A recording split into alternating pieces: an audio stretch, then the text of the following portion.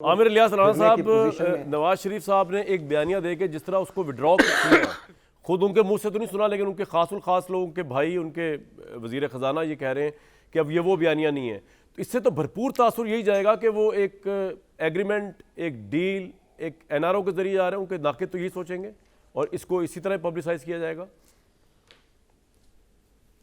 دیکھیں، دو تین چیزیں گفتگو میں آ چکی ہیں اور بہت سارے، اب جیسے بھٹی صاحب نے کہا جی خواجہ آصف نے کہہ دیا اسٹیبلشمنٹ کی مدد سے گئے تھے، آپ نے کہہ دیا آپ کو کن دو لوگوں نے بریفنگ دی تھی.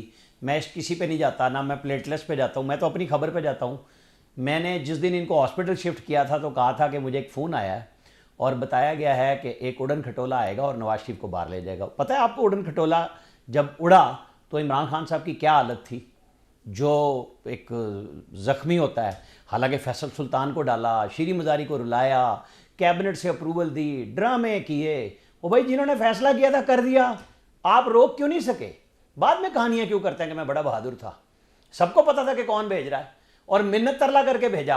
اب اس پہ بھی لوگوں کو مرچیں لگیں گی. میں ایک ایک بات بتا سکتا ہوں کہ کیا گفتگو شہباز شریف اور نواز شریف کی ہوئی تھی، کیسے وہ نیب کی کسٹڈی سے، وہ جیل میں نہیں تھے اس دن، وہ نیب میں تھے. آپ کو پتہ ہے نا، یاد ہے نا یہ بات؟ جی. تو اب جو لوگ کہتے ہیں ڈیل، نیازی صاحب نے محترم نے فرمایا کہ بھٹو کو کر لینی چاہیے تھی. حقیقت سب کو جان لینی چاہیے. سیاست اسی چیز کا نام ہے نا کہ آپ نے کیا کرنا ہے. آج کی اسٹیبلشمنٹ کا کیا پیغام ہے عمران خان کو بھی، نواز شریف کو بھی، کہ اپنی سیاست کرو، ہماری طرف مت آؤ. جو ہماری طرف آئے گا 9 مئی کا سامنا اس نے کر لیا ہے، اس کو وہی بھگتنا پڑے گا. اپنا اپنا کام کیجئے، سیاست کیجئے، لوگوں سے ووٹ مانگیے. 30 نومبر کو شیڈول اناؤنس ہوگا. جس دن انتخابی حلقہ بندیاں ہوگی آپ اور ہم یہیں ہوں گے، اسی دن شیڈول آ جائے گا. اب کوئی الیکشن کرے گا نہیں کرے گا. عامر صاحب، آپ یکسر رد کر رہے ہیں کہ نواز شریف صاحب کسی ڈیل کے تحت نہیں آ رہے، آپ یہ کہہ رہے ہیں؟ میں آپ کو نہیں ایک منٹ، میں آپ کو بتا رہا ہوں بھائی، میں ڈیل کو میں بتا رہا ہوں کہ جب وہ 21 کو آ رہے ہیں نا، ان کی تقریر کا آپ کو اور ہمیں انتظار کرنا چاہیے. نواز شریف، ٹھیک، مجھے یہ بتائیں، انہوں نے جب گجرانوالہ کے جلسے میں بات کی، اس کے بعد سے لے کے اور جو لاسٹ انہوں نے اپنے جو ٹکٹ ہولڈرز تھے، کتنی دفعہ باجوہ صاحب اور جنرل فیض حمید کا نام لیا؟ مجھے ذرا گن کے بتا دیں. انہوں نے جب بات کرنی ہے. آپ اور ہم لگے ہوئے ہیں جس دن سے ان کی بات ہوئی ہے، یہی بیانیہ ہوتا ہے. اس سے اگلا سوال میرا سر آپ سے پھر یہ بنے گا کہ اگر آپ یہ سمجھ رہے ہیں، وہ کیا کہتا ہے کہ وہ اس نے اپنا ایک پاکستان کے اندر وہ جو بات کر رہے تھے نا کہ جی لیڈر مرزا یار پھرے، او بھائی مرزا یار 2018 میں بھی اکیلا پھر رہا تھا اور اسی جنرل باجوہ کی مدد سے پھر رہا تھا کہ اسے اندر بھی کرو، اسے نااہل بھی کرو، میں تب آؤں گا. یہاں مکافات عمل شروع ہے. یہ نہ کہیں 28 میں ہوگا، جب 28 آئے گا آپ اور ہم اللہ خیر کرے ہوں گے تو ڈسکس بھی کر رہے ہوں گے. لیکن یہ تو مکافات عمل کو تسلیم کرے نا کہ ایک بیانیہ لوگوں کو دفتروں میں بلا کے دیا جاتا تھا 17-18 میں اور اس کی جگالی کرائی جاتی تھی باقاعدہ طور پہ. ایک نہیں 4 شوز میں بٹھا کے یہ باتیں ہوتی تھی. کیسے کر سکتے ہیں آپ یہ بات؟ میری عرض سن لیں. نواز شریف صاحب جو ہے، ان کی جو پولیٹیکل، ان کی لائن تو نہیں، آواز آ رہی ہے نا سر، ان کی جو پولیٹیکل کنوکشن ہے نا وہ بڑی اسٹیبل ہے، جو کہ بہت سے لوگوں کے نزدیک بڑی اچھی بات ہے. وہ جس چیز کا تہیہ کر لیتے ہیں نا وہ پھر کر کے دم لیتے ہیں، اور اگر پہلے نہ بھی کریں وہ بعد میں کر لیتے ہیں. میں آپ کو مثال دے دیتا ہوں. یہ جب پرویز مشرف صاحب کو بیٹا ڈکلیئر کیا تھا اور بھائی بنایا تھا میاں شریف صاحب نے نواز شریف صاحب کا، اور chairman joint chief of staff کا ایڈیشنل ایک عہدہ دے دیا گیا تھا، اس کے بعد کیا ہوا؟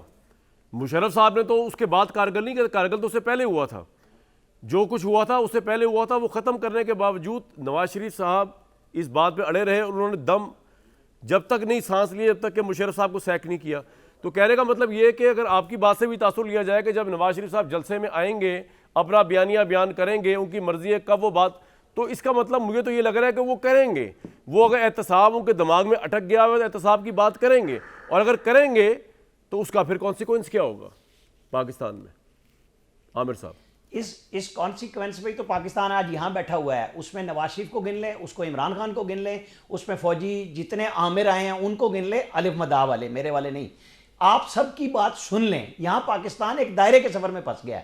جب نکلتے ہیں کوشش کرتے ہیں، آؤٹ آف دی باکس جاتے ہیں، پھنسا کے وہیں لے آتے ہیں. ایشو یہ ہے جو میں نے آپ سے کہا کہ آج کا پیغام یہ ہے کہ آپ اپنی اپنی سیاست کیجئے جس نے بھی کرنی ہے. ٹھیک ہے سر، اور ہمیں چھوڑ کے اپنے کام کو کر لیں. نواز شریف آئیں گے، اس دفعہ ڈیولپمنٹ کی بجائے اکنامک ریفارمز پہ بات ہوگی.